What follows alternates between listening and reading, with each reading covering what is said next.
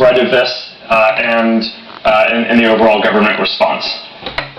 Well, we are certainly still in the escalation phase of this outbreak, Mark. As you know, globally, different countries are at different phases of the outbreak. China got hit very early on, which was the origin of where the virus first came out in Wuhan. Are we okay? Yeah.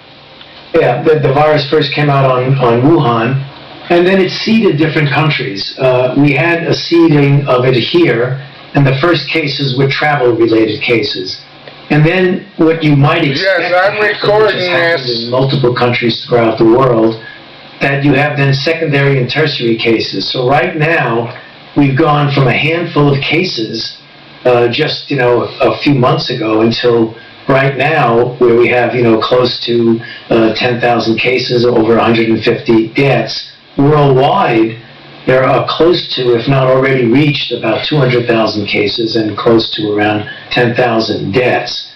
The epicenter of this has shifted from China, which dominated the infection numbers, the morbidity, the mortality early on, so that they've now come down in their peak to the point that there are relatively few new cases in China, and the epicenter has now shifted to Europe, particularly countries like Italy and France and others.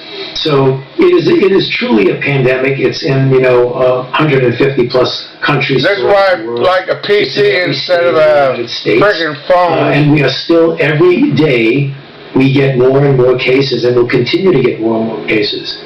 But the response to that, which we can get into a little bit, is going to mitigate how bad this is going to get and how much the peak is going to be. Here's my screen. Yeah, so before we get into that, maybe you could just talk for a minute about what are the projections that you're currently seeing? What do people expect in the United States, in Western Europe, in the countries where there are current... I got not much time, so I got to cut it off here. You guys got to start learning to look at this yourself.